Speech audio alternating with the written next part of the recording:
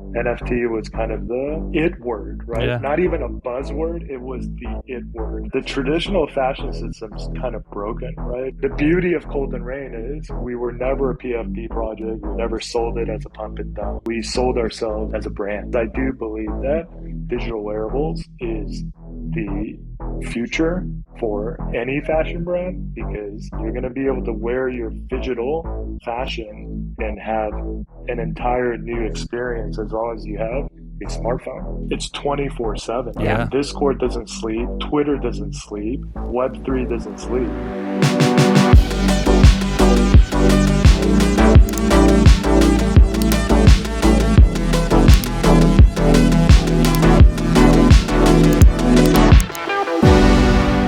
Welcome back to the 14th episode of Not a JPEG, a podcast for creators and entrepreneurs building and innovating within Web3 and the blockchain. Where each week we explore everyday sectors of modern society and how NFTs will revolutionize the way we start, scale, and sell businesses. I'm Katarina. This is Michael. Hello, hello, hello. And we are so grateful that you've joined us here today for a really, really unique episode of Not a JPEG. That's right.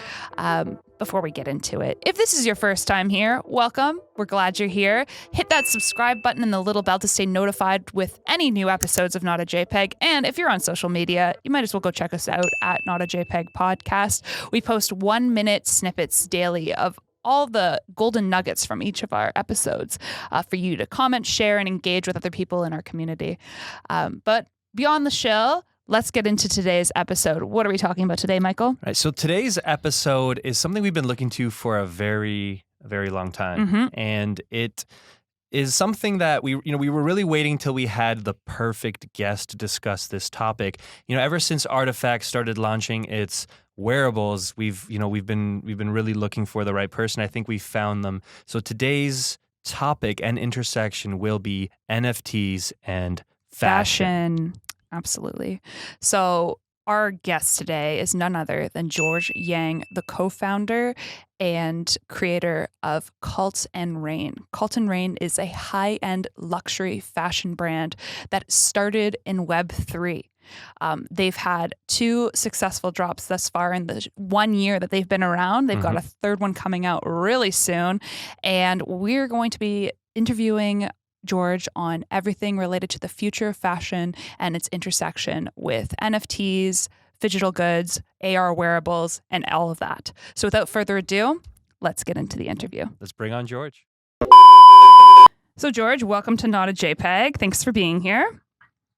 Thank you for inviting me. It's a true pleasure. Happy Sunday. Happy Sunday to you as well, too. Before we get into talking about everything that you're doing in the Web3 space, the main thing I want to ask you is, who are you? What is your personal elevator pitch? Okay. My name is George Yang. I am the founder of Cult&rain. My background spans across fashion and a little bit of tech. So I actually started my career with a business degree, and then I worked at IBM for about a year as a product manager, way back 20 plus years ago, and decided to give up my tech career because I hated it and moved to New York and become a fashion designer. So I have been a fashion creative director now for over 20 years. Started my career at DKNY. I helped launch John Varvatos in New York. I helped build Theory, launched Theory Menswear from 2004 to 2010. I got recruited to Milan, became design director of Costume Nationale. It's a Italian high fashion, like runway fashion brand. So I got my runway experience there. Got recruited to Paris, became design director as a consultant for Guy Laroche, and then I spent another almost 7 years at another maison in Paris called Cerruti Paris. I've always been obviously very passionate about art, very passionate about design, but my most passionate thing, I think, would be collecting sneakers. So I've been a sneakerhead for like, I don't know, 25 years. And my dream was always to start my own brand. because I did runway for 10 years in Europe, I kind of got burnt out by the system, like doing 10 collections a year nonstop. Really kind of turned me off at the end when I decided to launch my own brand. So, moved back to New York with my wife, and we decided to pursue this dream and start Colt and Rain. Colt and Rain started as a luxury sneaker brand because I had worked with this factory in Tuscany that produces for Balenciaga, Gucci, Louis Vuitton, all the top brands. And my whole angle was to produce a luxury designer streetwear brand focused on sneakers, kind of like the supreme of sneakers, for example. And it had nothing to do with Web3, had nothing to do with NFTs. Um, and I would say kind of the story started, and maybe we'll jump into that later, but essentially Web3 kicked off because I sold my sneakers to StockX because my wife made me unload a big part of my collection for road money when we moved back to New York because, we were decided to quit our jobs and just go for it. And StockX came back and told me that my sneakers were fake. And I'm like, what the, WTF? Who are you to tell me it's fake? I know these details more than you. Why am I paying you 20% for somebody that's supposed to be an expert validate this? And I'm like, why not?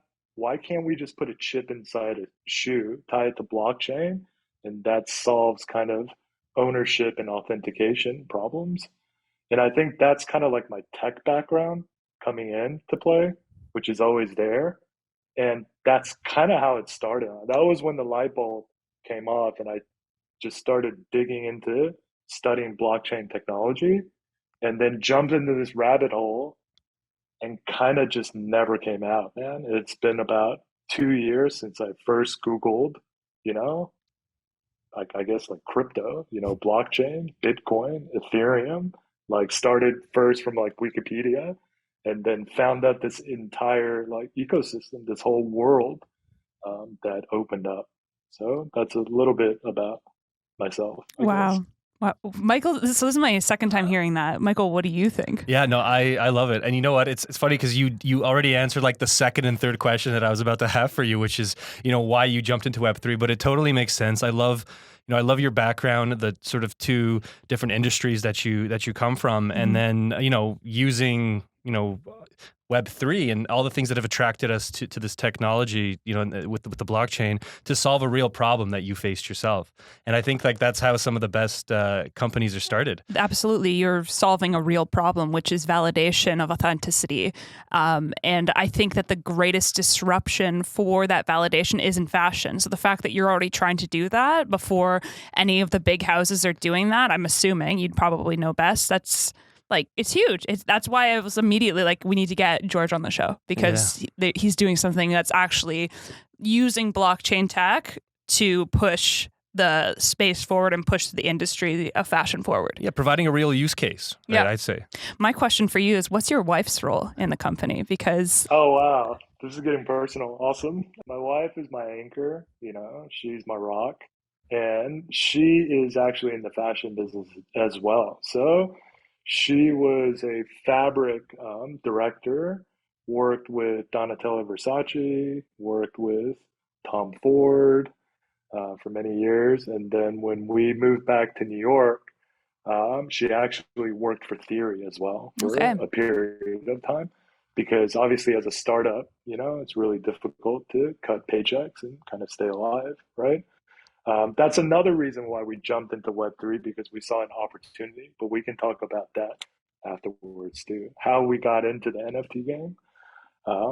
But she has now joined Colt and Rain about 3-4 months back, and she is helping me with design, development, production, and really my sounding board, I would guess, and my main she is my boss actually. So yeah, she tells me if it's the right thing to do or the wrong thing to do. Yeah. I love Within that. this crazy space of Web3. I love that. I love that your wife is your boss. But also just the fact that you guys can work together really shows that your partnership is so much more than just like, life. It's work, it's everything, and that's really, really special and unique. So that's great. You've talked about Cult and Rain and kind of what you started, but I'd really like to understand a bit more about the company. You're talking about the sneakers, but you're doing other drops. Like, what's the value proposition for Cult and Rain? What are you doing that's different, and how are you influencing the fashion space in streetwear or overall? So we started Colt and Rain again based on an idea. We tried to fundraise on this idea of putting a chip inside a sneaker, right? That was before we dropped our first Genesis collection. Like And VC raise sort of thing? yeah, like we tried to raise money on the idea of putting a chip inside a sneaker, producing out of Italy, basically. But we were unsuccessful because producing sneakers is very, very expensive and it takes a very long time, you know? So typically each mold costs like 50,000. So if you What? want to produce, Wow. yeah, 4 to 5 styles, that's like a quarter of a million right there. Oh, Then it wow. takes usually between 12 to 18 months to produce from scratch. So from a sketch to production usually takes, again, on average, I would say 15 months. So the idea when you present it to a investor, it's challenging because you're not turning a profit until year two, year three, right? And that's why nobody gets into the sneaker game because it takes a long time and it costs a lot of money, net, right? Interesting. We dove into Web3 because we wanted to flip the script upside down, and we saw an opportunity after, again, hats off to Artifact for Yeah. pioneering the way, right? Like they came up with the model. Let's create a 3D animated asset and then produce the sneakers made to order, essentially, tie it to an NFT.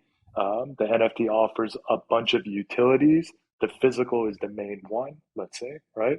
And this NFT can allow the collector to enter into your ecosystem. So we took that model and just kind of advanced it forward because we produced, sneakers made in Italy that were more, I would say, I don't want to say advanced, but they were just original drawings that I came up with, because that's my craft, right? So we launched Genesis about a year ago, actually, a little bit over a year ago now, which feels like 10 years ago.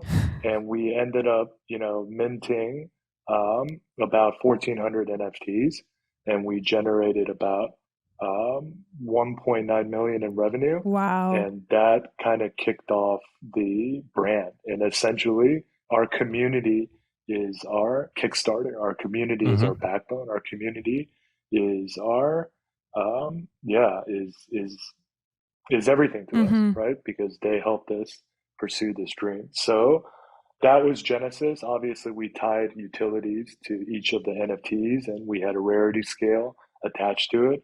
But the main win from coming into Genesis was the matching physical. Yeah. Yeah, absolutely. And so were the shoes also chipped at that point as well too, or is that new? They were not. Yeah, they were not because I wanted to chip it, but you have to understand these factories are like third generational factories. Actually, Colton Rain was the first American brand this factory has ever taken on. They Really? produce again for Wow. all carrying all LVMH and Hermes as well. They've never worked with an American brand. They've never taken on a startup. Okay, never. So how did you And the convince only them? reason, because I worked with them in the past at Cheruti when I Okay. was in Paris. So I had the relationship, and I sold the owners on a dream, which is Web3, in the future of Web3 and the power of blockchain. I tried to sell them on the chip part, but it would basically break up their entire assembly line. Mm. And our sneakers are already extremely complex, to produce. Very, very like complicated designs.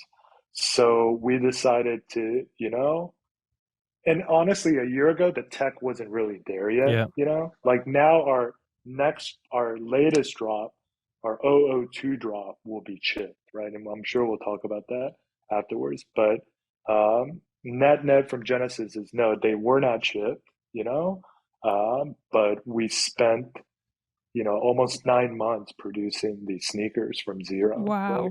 literally like 4 styles, 21 colorways, and Mm-hmm. it was a lot of effort and a lot of work to fulfill our promise to our collectors because they paid a premium for them. Yeah. So now you sold them on a dream. That's what really stuck out to me. And this is kind of what I know Michael and I really want to talk about in this interview is how the fashion industry currently views Web3, Phygital goods, all metaverse, all that. Because we've seen some brands like Dolce & Gabbana get in and do like VR clothing or VR fashion shows. They've been first. I think Gucci's done a couple things as well too. When you were selling your dream on the shoes, what did the manufacturers think? Like, how did you sell them on that? What clicked for them and made them say, oh, this is actually a real thing? I think what clicked for them is that last February, every single headline during this bull market read Dolce Gabbana, read Gucci, read, you remember the Dolce Gabbana, I think it was the crown or something, Yep. sold for 2 point something million euros, and NFT was kind of the it word, right? Yeah. Not even a buzzword, it was the it word for about, I'd say, 6 months, Yeah. like proper 6 months, where every um, every article, every press you would turn to would reference NFTs and the exorbitant amount of money that it generated.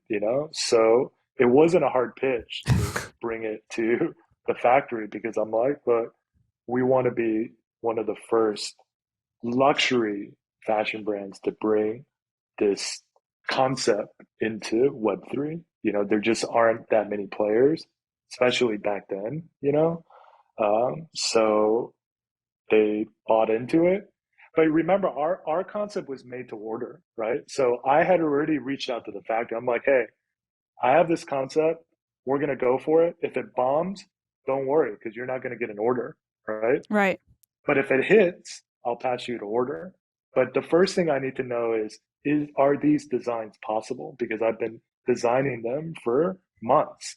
And so I flew to Italy, met with the team, and we went through all the design. They're like, yes, this is possible. This you need to modify. This you need to change this. This cannot be produced, and everything along I would say, review stage. They're like, okay, it's A-okay. And so then we were just on hold until mint day, right? And then 48 hours later, I called the factory boss and I'm like, it's on. And he was like blown away. He's like, this is crazy, right? Wow. And that was kind of the story. It's like, obviously, he didn't believe me, right? They were curious, right? Everybody at that point was like, what the hell's going on? Like, what is this Web3 blockchain NFT? What is this game that everybody's diving into? But yeah, that was kind of the beginning, and it was just pure hype, right? Wow. So Really, a that lot I've of got a hype. question. So is that enthusiasm and curiosity still there now that the hype has died down? Now I would say it's a whole new ball game. Now it's really a whole new. I think everybody has been humbled by the market and has been humbled by Web3. Honestly, I've been humbled. My friends, my family within the space, other project founders have all been humbled by the rise and the fall of the NFT hype game. Mm-hmm. The beauty of Colt and Rain is we were never a PFP project. We never sold it as a pump and dump. We sold ourselves as a brand, right? Mm-hmm. We're building a brand, and we always said since day one that I don't care about the floor price, and if you want to come in to do a flip, we're not the right. I have many other brands I can recommend you to that maybe you can get a quick flip. But that's really, I think, also what caused the fallout. I wouldn't say fallout, right? I mean, it was just, it weeded out the bad characters. And now I feel like we're finally gaining strength again Mm-hmm. because the only projects that have a legit vision, a legit team, a legit product, um, a legit community are around. Yep. All the others have, they're gone. Huh? I mean, one by one, they've fallen off. And I don't even know how many rug pulls there have been, right? I mean, it's been just, yeah, endless. It's been a mess. And Yeah, I'm with you yeah, there. I truly believe that, and I'm seeing it now too, that I think the next bull run wave is going to be seeing strong companies like cult&rain that actually have a business plan, that actually are solving a problem and using blockchain technology to solve a real problem that people feel and can relate to. The whole hype train, like I'm sure it's still going to be around, and I'm sure there's still going to be projects that are based for traders, but cult&rain isn't a trading project. It's a company that you're buying into, and it's being built by the community from the ground up, which is that's what a lot of people like myself and Michael came to the space for. Yeah. Like the opportunity to do something like that is incredible. Yeah, and I think to add to that, a guest we had previously, right before you actually, really he comes from the ad space as me, and he kind of is like, yeah, the first like 8 to 12 months of the NFT space was literally just selling people on ideas of things, right? Because there was no execution. It was just an idea. Those around are the ones who have executed and are actually following through with their idea, and everybody else is just kind of pieced out, and that's it. and we've made a lot of mistakes along the way. Trust me. And we have, fallen into the same trap of over promising and under delivering. I'll be the first one to say, to admit that, we promised a lot of things that we had to cut back on, but we did hold on to our promise, which is deliver all of our sneakers across the world direct to consumer from Italy to your doorsteps to over almost 700 of our holders Wow. across 43 different countries, Wow. door to door. Wow. We covered shipments, we covered duties, we covered everything because that's what we promised, and it was very, very expensive to execute, but again, it was worth it to me and the team because we're building a foundation, right? Yeah. But yeah, cult&rain is a long-term investment, right? Because building a fashion brand, building any type of brand, it takes time. It's not like, right? No, It's not like going to happen overnight. And I think that's kind of what Web3 is realizing now. Is certain brands, it does take more time. It is more of a hold and wait approach versus a, a pump flip and and dump trade. approach. Yeah. Flip and trade, exactly. Yeah, no, I think people in our space unfortunately forget too that if you leave the Web3 space, most businesses take years before they're profitable or before they're able to deliver on most things. Look at fashion, for example. How old are some of the most famous houses? Right? They're hundreds of years old. They've been through hell and high water. Like, a bad example, but I watched the House of Gucci film. I don't know how true it is, but like even just looking at that and the legacy that's there and how things were handed over and traded between the family to another company and vice versa, like it takes time to be a brand like Gucci and get into the public eye. And they've pivoted so many times. So, to be able to then apply that to Web3 and think, oh, people are going to be able to build something tomorrow that's of real value. Like, come on. It doesn't make any sense. For sure, like the traditional fashion system's kind of broken, right? Because it's a wholesale model. So you design, you produce a runway collection, for example, and it takes you like 6 months to design and develop it. Then you have a show. Then after the show, buyers come and they buy it, right? Then buyers cut an order, and then you produce what the buyers cut, right? The order is on, and then it takes another 6 to 8 months to produce. Then it hits the stores, and then the consumer gets it. That's why when you see like spring and summer, they're showcasing fall winter things. It's always the opposite season, Yeah. right? And it takes literally a year before the customer gets their hands on what they saw from a runway show. Now, a lot of brands have tried direct to consumer approach, or see now, buy now. Um, but that takes a lot of investments because you have to purchase stock in advance, Hmm. Hmm. which is again very, very expensive. So with Colt and Rain, I think our model is unique because we're tying it to a digital asset and it's made to order essentially. Now, that's not like our whole ecosystem, right? Because we know that eventually digital wearables, right, is going to be where we will be able to capitalize on and scale with.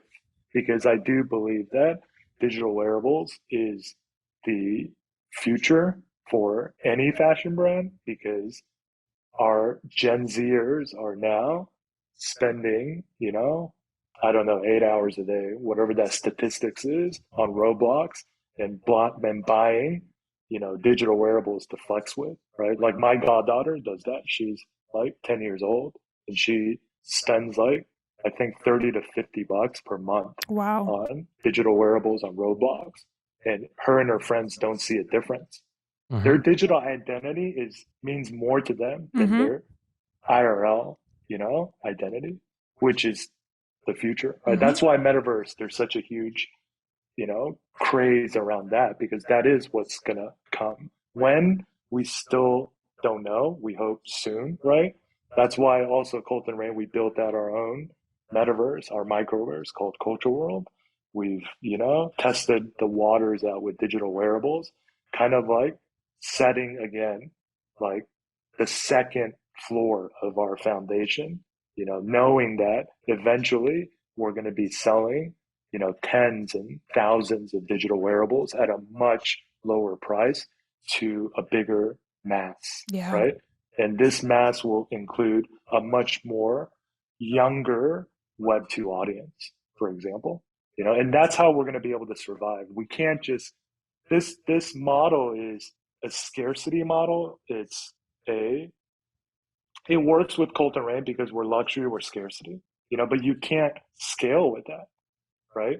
Because it's very expensive. It's very expensive. Right. So our vision and our goal is okay, we can scale with digital wearables in the future. We're building the foundation, our credibility, generating confidence within our community, and then we'll start branching out kind of step by step. What you said was great, and I think this leads me perfectly to the next question. In that, fashion has pretty much always been a physical world thing, right? It always has been. And I think over the last, you mentioned Roblox, you mentioned the younger demographic really dabbling in the space. So I'd say like maybe the last decade, it slowly started to transcend into sort of our digital world. And I think as we begin to blur the lines between the physical world and the digital world, and virtual reality and augmented reality become kind of seamless, tech in our lives. How do you see the future of fashion? Like, do you see it all going digital? Do you see every single thing, having a digital and physical component, kind of Phygital? Like, what's your take on that? I think everything will become digital. Yeah. So in my opinion, I think when you go into a Gucci store, and I don't know how many years from now, okay, is it a year from now, 2 years from now, 3 years from now? I think it'll go in waves, but every product that you will purchase, you'll be able to scan it, right? And it will launch the digital version as well as as part of the utility, so to speak, right? Some people will start from the physical, right? And some people will start from the digital, right? So we started with digital tied to the physical, but bigger brands, they don't have to do that because they have more resources. They can buy stock, they can buy into it. Hmm. In the future for Colt and Rain, we'll probably mix both, but for now, we're still, I'd say, digital first. Um, but I do think that in the future, everything will become digital. I do think that there'll be two types of collections. There'll be digital collections where physicals are tied to digital for authentication, ownership transferring. It can launch a AR wearable, for example. It can launch a matching digital wearable that you can then wear on your avatar and flex it in different metaverses out there, right? That are all going to interconnect as well, right? As the tech improves. And then I think there's going to be, um, I would say, different collections that are digital wearable only. That, for example, Gucci or cult&rain can sell again into the masses, but at a much lower price. So instead of, paying whatever it is, $1,000 for a sneakers for a Phygital product, you can pay, $10 for the digital wearable. And the younger generation will think that the digital wearable is just as cool, if Right. not cooler, Yeah. you know? Right. They would definitely will. So when you say the word Phygital, do you mean like products that are chipped and then there's this whole integration with the chip and the verification, or is it AR specific where, we're walking around wearing our Google Glass, or you have the Snapchat filter, Instagram filter that you can scan a VR code and see that Phygital, or not Phygital, but that AR representation of the thing in real life? Like, what do you mean by Phygital and what does that look like? The Phygital term has been debated, right? And I've had a lot of debates around that word as well with different journalists, different, I would say different people within the industry. Um, it can be defined in so many ways. Like I can only tell you the way I interpret it. Mm-hmm. Like for example, with Drop 002, our Phygital hoodie drop. This drop is basically a combination of, again, digital and physical. So we're going to start with a digital hoodie, okay, a NFT, right? That's going to be pre-revealed on OpenSea, for example, okay, so that people can come and purchase it, and then we will reveal it, okay, and then we will tell our collectors, hey, trading period has stopped, Mm-hmm. okay, and come claim your physical. And this is all through LTD.Inc.'s technology because they're actually going to pre-mint it first to load all the metadata into the chip, okay, first. And so that you don't even have to pay the gas fee to mint on OpenSea. It's already up there Mm. Interesting. and it's just unrevealed. So it's cheaper for the customers as well. That's another benefit of this model that we've created. Okay, so then we stop the trading because we lock the NFT. We're not burning it. Okay, we lock the NFT, and then you claim your physical, and then there's going to be a AR component that's attached to it now. So after you claim your physical, the luxury hoodie, right, is going to take between around 8 weeks to ship. I'd say 6 to 8 weeks. Let's lean on 8 weeks because it always takes longer than expected. During this period of 8 weeks, you can download DressX's app, which is one of our partners for AR wearables, and you'll be able to launch your AR hoodie. And this AR hoodie is augmented reality. So the subject art on the hoodie will come alive. And we've been designing it with DressX for the past month. We've revealed a couple sneak peeks and kind of our community's freaked out because, for example, our black hoodie has like a Keiju monster on it with wings, and this Keiju monster comes alive. So you're going to be able to flex with your AR wearable during this time of, I would say, waiting for your physical, right? Mm. And then when the physical arrives, then you scan it, okay? Then you authenticate it, right? And then you'll be able to immerse yourself into this entire new way of storytelling through the chip.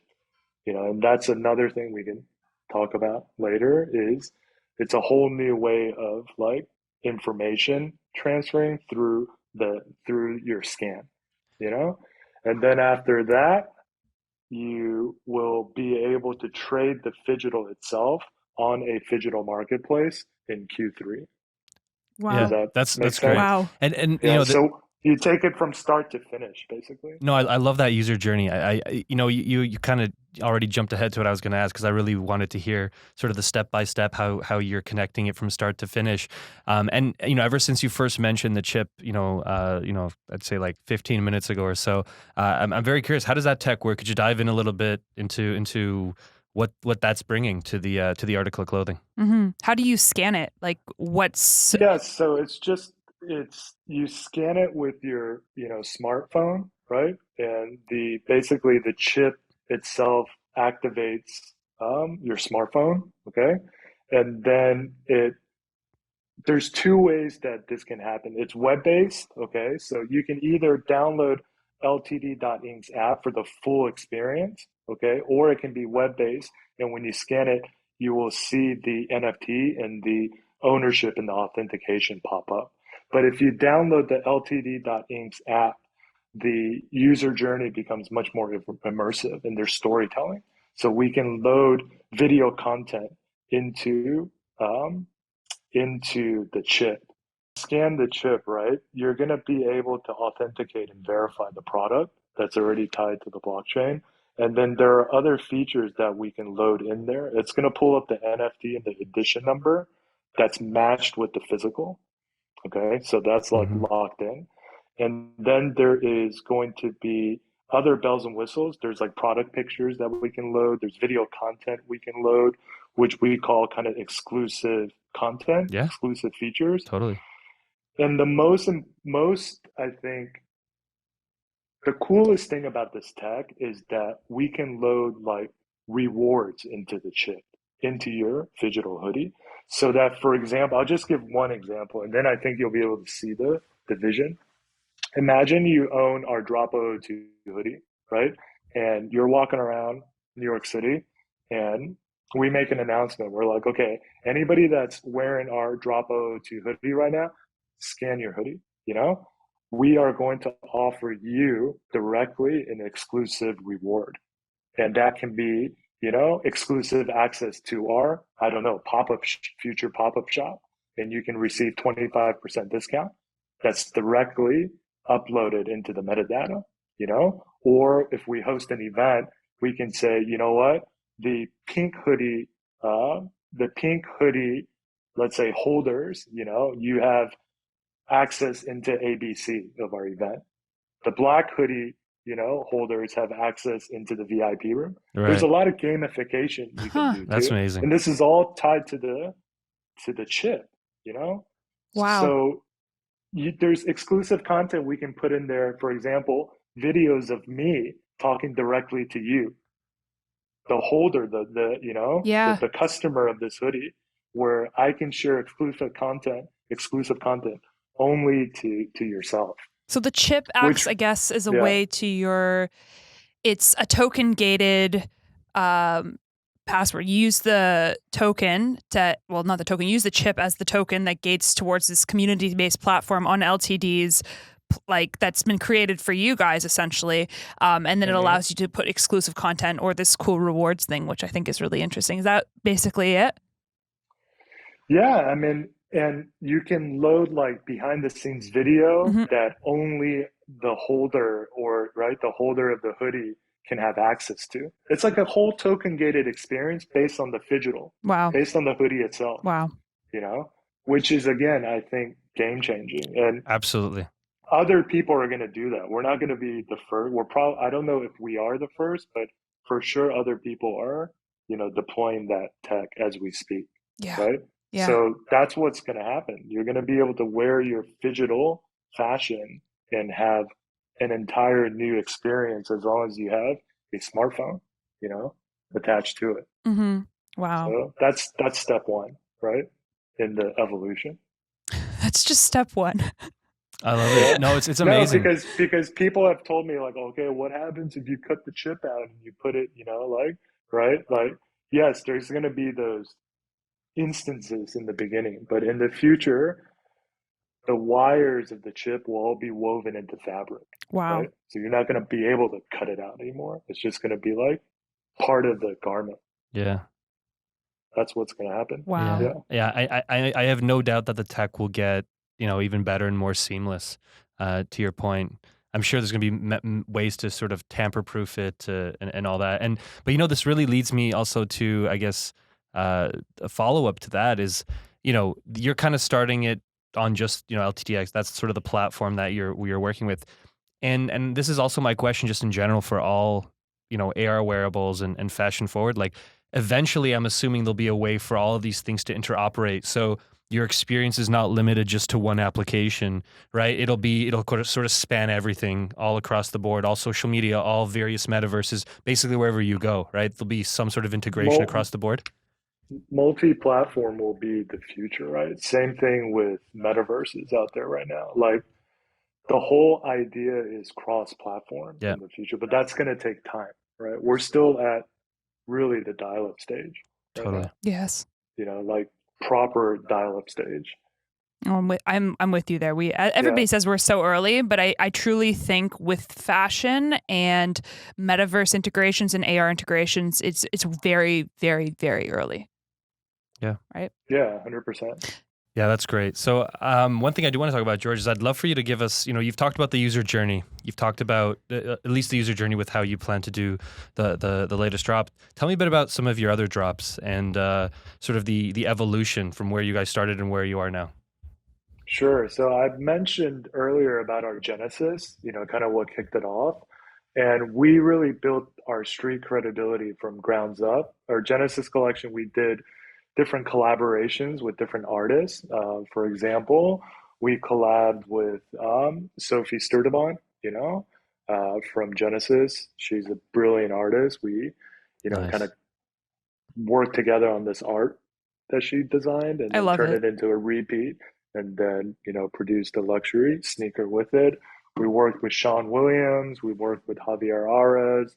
We worked with the Hearts Project for our Genesis across 4 different models, 21 different colorways. So I have a couple sneakers in front of me. This is Wow. our Atlas model. Um, That's a couple lot of here. customization. Yeah, I mean, this is our camouflaged, original camouflage print. It's like a cubic couture technique, they Love call it. it in Italy, which there's like only 2 factories in Italy that can do this. It's like a film technique that they Wow. put on. We have our Vega model, so our low top. This is brand new, so I still got that, Fun. factory smell to it. And yeah, we're able to do a lot of tricks, right? That's Laser awesome. printing. This is the original print that I designed. And then this is our Atlas model as well. Wow. So this is really the Genesis collection. And then after Genesis, we did drop 001, which is our varsity jacket drop. And with this drop, we again started with a 3D animated NFT. And this round, we did collaborations with 5 different communities. It was a community jacket, a community patch jacket, because it's like a varsity squad. And we did partnerships. Let me pull this here. This is the final physical that was produced. I love these We did jackets. a partnership with Deez that featured his CryptoPunk, his famous CryptoPunk. Robotos, Hoppers, which is another community I love. Hearts Projects again, and Wonder Pals. So it's like a Web3 inspired varsity jacket, Love it. big alpha whale. So this was really fun and this was really well received as well. A lot of people have been flexing the jackets. So we're kind of like building out our wardrobe, right? We started with sneakers. That's our core. We're going to keep running with our sneakers in the future, but ultra limited. So probably in Q2, Q3, we'll do like 101 edition drops with different collaborators, super scarce. Again, because the price point is so high, it's got to be really scarce and, very limited. And all of our future sneakers will be chipped. So they're all going to be tradable second half on a Phygital marketplace, That's right? awesome. LTD.Inc.'s Phygital marketplace, they're going to give us the API so you can trade it on cult&rain.com as Love Love it. well. it. So that was Varsity Jacket, Genesis, and then Drop 002. We're building out our wardrobe into hoodies. Right. A lot of our community have asked us over the past year, hey, when is Cult&Rain gonna launch hoodies and t-shirts and beanies and caps and your usual suspect, I would say, merch, right? Yeah. And so we finally listened to our community, and for us, it was like, just why not use the hoodie as a, as a vehicle this round, proof of concept to test out our chip tech. Yeah. Because Yeah. the price point is still reasonable. We're always luxury, huh? So the hoodie is like being made in Los Angeles at the same factory that produces for Fear of God. Wow. So the hoodies will retail for $650 easy. Wow. Yeah. Like I picked a really luxury quality. Um, I can just pull to my left and you guys can see this is how far I've taken it. This is the leather label Oh yeah. that Wow. actually Love it. comes on the hoodie. I just got this like yesterday, so this is an alpha sneak peek. This is made in Italy, in Bologna. Wow. I can't say who the factory is, but they produce, so this will be inside the hoodie. So Yeah. this is why it's luxury. Hmm. So that's kind of what we do, always taking the product to the next level and just super stoked that we'll be able to tie our hoodies with the chip tech, AR, and also keep pushing it forward. You know? Yeah, I love that. And I love your attention to craft, George. I really do. It speaks to me. And I love, thanks for sharing the whole sort of journey. And I love your origins or sort of foundations and in sneakers. And I know you mentioned, earlier that it's a pretty expensive thing to produce and create and get into. I'd love to hear your thoughts on, brands like Mischief, right? Where they seem to be really hitting it out of the park over and over with these viral products like the big red boot that I'm sure you've seen all across the internet Or the Jesus recently. Or shoes. the Jesus shoes, the Satan shoes, that sort of thing. So yeah, I would love to hear your thoughts. I mean, those guys have been around for a long time, Yeah. huh? I mean, it's not their first. I think they've been around almost probably what 2, 3 years. Yeah, yeah, quite a bit. And they didn't Yeah. start in sneakers So at the beginning. They were just a sort of stunt marketing, art collective, exactly. really just creating whatever their heart desired. Yeah. And then I think they've really found their product fit now in sneaker culture. A big fan of Mischief and like especially the red boot. I think it's genius, really genius. So Yeah, hats off to them for coming up with the product that is just so rad that it went literally viral, right? Um, what I would say is, and it's funny that you mentioned this because I did tell our marketing team 2 weeks ago about the red boot story, and we actually studied Mischief a little bit. And my point to the team was imagine if, for example, I called them Red Boot. Okay. So I'm like, imagine if Red Boot did a collab with cult&rain. We should go after a brand like Red Boot because if we chip their Red Boot and we tie it to the Phygital model, right? Their secondary sales right now of the Red Boot are going north of $3,000-4,000 yeah. on StockX, for Hmm. example, right? And if we show them the light on the Phygital model in the Phygital marketplace, they would be able to capitalize and get a royalty cut of every physical trade in the secondary market, which is game changing, right? It is. Totally game changing as a new financial model. So yeah, that brand came up on our radar. It's a great example. Actually, it's the perfect example of how we can capitalize on this Phygital chip technology and this Phygital marketplace that are all going to open up towards the end of the year, I would imagine. Yeah. Wow. I just keep saying wow because I'm just blown away by this whole thing. I just think it's just so refreshing to see a project that's actually thinking about how this tech can solve so many problems in the fashion industry. And I think that leads me into my next question about the future of fashion. Where is cult&rain going to be in terms of onboarding all the other fashion houses that exist? Earlier in the interview, we were talking about that it was the it word. Everybody was paying attention to how much money there was. And now with the bear, there's a lot less attention. But you said it throughout the interview, and we know this to be true, that the metaverse world and digital fashion, AR fashion, is going to be the future for younger people. So you're already a pioneer in this space. You have connections in the old world. How are you and cult&rain going to play a role in onboarding the fashion industry into this space? That's a really great question. I would say hard work, dedication, and it's a lot harder now, okay, to sell to Web2 brands. Yeah. That's for sure. Those days, I don't want to. They're not gone. Okay, they're just on the sidelines, right? They're on the sidelines, chilling, looking at it, saying, "Okay, when is the best time to come in?" Right? A lot of brands have come in from Web 2. You saw the Diesel and 8 collab, right? Yeah. GQ's launching their NFT drop, I think, next week, Puma is doing something, right? I mean, they're still there. How we're going to onboard, I think the advantage that cult&rain will have is to offer them our Phygital tech Yeah. that goes along with, our storytelling. And the fact that not only are we able to, kind of strike a chord with that tech, but we can also offer them digital wearables with it as well, which we've also developed, right? And kind of mapped out. So, and it's making sure that, they feel confident enough, in a brand like cult&rain so that, we can form that type of partnership. And that's why we're pushing hard right now on Drop 002, the hoodie collection, because obviously we would love to mint out so we can then have another check mark and Yeah. proof of concept behind us so that we can go approach bigger brands. That's kind of the plan, man. I love Step that response. by step.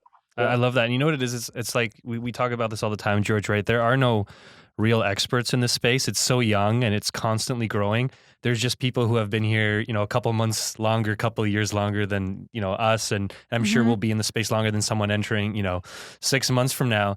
And, and I love that you're just experimenting and growing. And I think that's the way to do it, right? Is to play in the space, test its limitations, right? Yeah. And see what you can do. And I Get think that proof of concept, Yeah. right? To show that, no, this isn't just, a fad. This isn't a scam. This is real. Yeah. This is real. This is here to stay. Here's the proof to show it, right? Yeah, and I think that, so I love it. I love that you're doing that. And is there, as we're winding down with our time here, is there, like, what's the most important lesson that you've learned since you've started in Web3?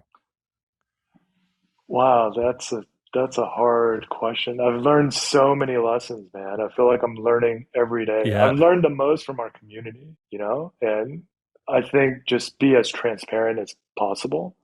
And What does that mean to you? That means that, like, we've had hiccups along the way, that's for sure. Like, for example, we had we had certain models where the color of our original NFT didn't match the final production due to minimums, due to Right. production in real life constraints. We've had certain models that we had to fine tune, we had to tweak in order to produce it again in real life.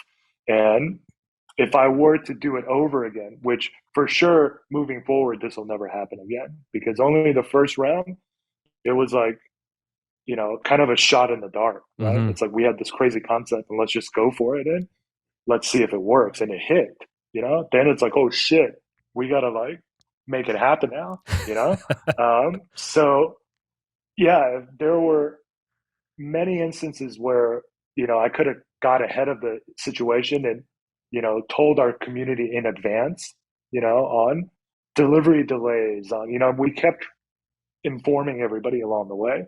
But it's hard, because Italian manufacturing, shipping, logistics, everything, it's like a nightmare to deal with, especially when you're trying to ship around the world. So I would say lesson learned on, always quote a later delivery date than something, sooner, and always kind of be transparent on any issues that you face with your community, and be transparent and tell them in advance, and don't wait till the end. Yeah. Not thinking that it would be a big deal, which we've encountered. So again, I think, yeah, like lesson learned on certain things to just have an open dialogue with your community always. Well, it's really interesting you say that, because I mean, I commend you first and foremost on all that, and for for diving into where you've may have even fallen short at times. It's really interesting because we obviously see Web3 as this counterculture to Web2. Web2 was highly centralized, right? It was like all these massive corporations and talking to an audience, and Web3 pivots from that, right? It dives very heavily into decentralization, very heavily into transparency, right? I think so much so that at times, I mean, failing and falling short sometimes with goals is just a natural, part of running a business part or of running being a business. human. Yeah. And so for me, and we've talked about this, is that, you know, we offer up the communities the courtesy of transparency, but then, you know, sometimes you're held up to your failings a lot more strictly, I think, at times, and there's not that much courtesy or leeway given when these things that are natural parts of business do happen. So it's just an interesting give and take. And I almost wonder if we also, as consumers, should be a little bit more flexible with businesses who are growing and pioneering and paving the way in the space, you know? I mean, our community has been great, and they have been flexible and lenient and understanding towards Colt and Rain. And most importantly, like it's difficult as a founder, it's difficult as, like the leadership thing because we have a direct line with our community. Mm-hmm. That's Web3. I mean, on Discord, I'm on Discord, yeah, almost every other day, so you can come into Discord and talk to me direct at any time. Or you can pose a question and I will answer or try to answer as soon as possible because that's the Web3 ethos, right? And that's a double-edged sword, right? Like you can't go It out is. and reach out to, I don't know, the creative director of Gucci or, Louis Vuitton or, I mean, Could good you luck trying imagine? to, yeah, good luck trying to send them an email and see if they reply, Yeah. versus on the Web3 side, I think every single founder of a Web3 project faces the same issue, which is we're accessible. You know, you can DM us, it's wide open, right? We're always there. We have to answer to everybody's questions, everybody's concerns, everybody's FUD, and that's kind of part of the game. Yeah. Right. Yeah, no, it But definitely but is. but it's not easy, because it's like we're a target too, right? Yeah. The team and I, yeah. A target because So people who are investing into these companies, they don't have the risk tolerance that like a VC does and doesn't understand fully how this goes. Everybody's kind of learning together, everybody, including the consumer at the end is figuring it out. And so I agree that transparency is very important. And I think the way that you at cult&rain have handled it is really commendable and great. And people should be learning from that. But do you think what's the limit to transparency, I guess? man, I don't know. I'm trying to learn as we go. Like I try to just be as open as possible and be as direct as possible to our community. So much so that, my DMs are full of like potential, like security situations where people just, they yeah, like becomes a, kind of, I don't know how you say I don't know how you say it. It just, I guess I'm very accessible right now, Right. so like people can reach me in different avenues. I'm trying to learn what that balance is to still keep the community happy with my involvement, with my face, with my communication. But it's not, again, it's tricky. It's tricky Yeah. because if I'm too silent, then they're like, why isn't the leadership team, talking to us? Yeah. And if we're talking too much, they're like, why? It's like, oh, it's almost like we're always on thin ice, because if we say something, then they'll dig it up and say, but you said this. And we're like, when did we say that? They're like, I have a screenshot of it. We're like, oh my God, that was like 6 months ago, Yeah. and things change really rapidly Totally. within Web3. Oh my So yeah, man, gosh. I'm trying to figure it out. The team and I are trying to figure it out. Um, take it day by day, and I'm Yeah. sure we'll find that balance. Yeah. Well, I will say you guys have done a really good job with it. So, and other people should be looking to you as an example because you are handling it well. But I can only imagine the challenge that has been for you guys as a human being, and then as a business owner and employer, and then this icon, influencer for your community, right? In Yeah. a way. So, But that's why a lot of brand project founders, they get burned out, huh? Because It's 24/7. I Yeah. mean, Yeah. Discord doesn't sleep, Twitter doesn't sleep, Web3 doesn't sleep, you know? Bitcoin and Ethereum, it doesn't sleep. No. There's That is no, so true. it doesn't, there's no off market time, right? Yeah. Just keeps going. Yeah. It's not 9 to 5. Yeah, No. it's not. It's not. I feel like nowadays the weekends are a little bit quieter, right? Like 6 months ago, a year ago, even the weekends was like full on. But Yeah. now at least I think the market in general, everybody's like, okay, maybe we'll just take it easy on the weekends. And then Monday through Friday, everybody just like pushes, you Yeah. know? Right. Yeah. I have one question I missed. Why cult and rain? What was the meaning behind the name? It's a great question. The first thing I did when I designed Colt and Rain was I wrote out hashtag CULTR, and that stood for culture. You know, it's the Mm. short of culture. And then CULT, cult, is like a group of people that believe in something, right? Yeah. Yeah. Rain, because we're a drop model, we're a scarcity model, and we Oh. wanted our, drops to rain around the world. So it became culture and rain. But culture and rain didn't really look balanced. And then I just designed the logo out with my team. Colt ampersand became our logo, which we designed, and that kind of pulled the rain together. So it's Colt and Rain. That makes a lot of sense. I That's love great. it. Yeah, and CNR, Colt and Rain. Yeah. It's Yeah, very kind of. clean. Is there anything that we missed today? Do you want to talk about how people can get it? Well, maybe not get in touch with you because you're already so slammed, but get in touch with Cult and Rain or learn more about the next drop or what's going on there. Anything that we missed? Yeah, so we're going to be dropping O2. It's going to be a super scarce collection of Phygital hoodies across 4 different colorways. So black, stone, pink, and blue. Each of them will be a set of 1 to 100, and then we'll have the one. So it's a 401 collection. Each of the 100 set will have a rarity scale built into it.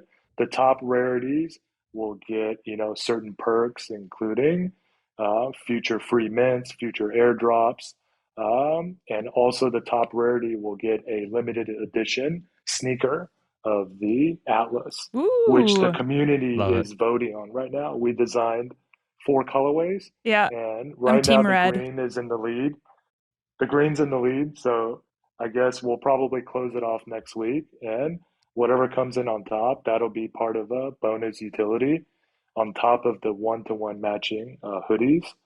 And yeah, we have 3 tech involved in the hoodies. We have AI, which generated the subject art, which we actually didn't talk about. That can be a whole separate Yeah. story because AI is really hot right now too. So we leverage AI tech to generate the subject art, which obviously we had to modify and make it original, Colt and Rain. But that tech was used. AR, we have a partnership with DressX. You'll be able to launch the subject and make it come to life with the AR wearable. And then, of course, NFC chipping through our partnership with LTD.Inc. So we think it's fully loaded. It is. It's luxury, it's ultra scarce, it's one-to-one physicals produced again at the same factory that does Fear of God. And yeah, we're excited. We need the community support. We need Web3 support to help us, mint this thing out so we can then keep growing and scaling up. But yeah, it's stressful as hell. But team is working 24/7, and we do believe that we'll have this thing dusted with our community behind us. You're gonna mint out. There's no question. You're gonna mint out. Like I'm nervous about the first like round of pre-mint minting. No, I am. Like I'm gonna be there whenever the mint time. I'm gonna ask you when's the mint time because I'm gonna be the first person to buy one. Like seriously. For sure, for sure. Yeah, we're stoked. Yeah, we're pumped, and we do know that it's a really scarce collection, right? Which is kind of the draw. Yeah. Yeah, you guys are gonna mint it out, no problem. It's such a beautiful business plan and a beautiful way to bridge the real world and the digital world and bring so much value. Like so great. Yeah. Hats off to you guys. Thank you. Seriously. Yeah. Thank you. Thank you. Seriously. And then second half, Web2 folks can come in, right? From the digital marketplace. Exactly. That's the goal. We need to onboard more Web2 people into Web3. So once it's on the digital marketplace, Web2 folks can come in and purchase with the credit card, Yeah. right? That's the whole idea. Yeah, really Yeah, making it accessible, right? And lowering the barrier to entry for those who exactly. might be curious, right? Mm-hmm. Yeah, for sure. So the final thing, George, how do people get in touch with you or Cult and Rain? What should they look up? Uh, www.coltonrain.com. So coltandrain.com, or you can visit our socials. So Twitter is also at coltandrain. Same thing with IG, and yeah, through Discord. So DM us. We're always available. Honestly, like literally, we check every single DM, and we filter out the noise, the Yeah. dangerous ones we filter out, okay? And then the rest we always respond. Love it. Thank you so much, George, for your time. And I'm so excited for the Mint. I cannot wait for you guys to finish launching everything. And best of luck with the Mint. I'm sure you're going to mint out, though. Yeah. Thank Appreciate you it, George. guys for inviting me today, and I really appreciate everything. And thanks for the support and love. Absolutely, man. Absolutely. Anytime. Wow. To quote you, wow. Hey. That was great. My jaw was on the floor, like proverbially, of course. Yeah. But I hope you guys enjoyed that interview, because I certainly did. And I'm in awe at what Cult and Rain is doing, because this is exactly what we're advocating for with this podcast, is for innovative people and innovative ideas to disrupt the way business is currently run using blockchain technology to be able to create a whole new ecosystem, a whole new world, a whole new way of selling or doing business. And that is exactly what Cult and Rain is doing. And I think that's why it hits so close to home for you. You know, I'm the ideas guy. You are always about the execution. And I love the critical lens through which you look at, and evaluate all the different players in the Web3 space. Thank you. So the fact that this is a real, tangible business building something amazing within Web3, is a huge testament to one of the, I would say, most important use cases that this technology will bring. Absolutely, especially in fashion. Yeah. Especially in fashion. Well, if you enjoyed that episode and you want to stay up to date with everything not a JPEG, make sure you hit that subscribe button and the little bell so you can stay notified with all of our new episodes coming up. And as I said earlier, if you're on social media, check us out at Not a JPEG Podcast. We'll be linking a ton of information related to Cult and Rain's new drop and sharing everything that's going on with Cult and Rain, plus snippets from this episode. But finally, make sure you remember to tell the sneakerhead in your life, or the high fashion lover in your life, or anybody that's interested in the intersection between blockchain tech and anything and still skeptical, make sure you share this episode with them and remind them that Not a JPEG is your new favorite podcast. Thanks so much. We'll see you next time.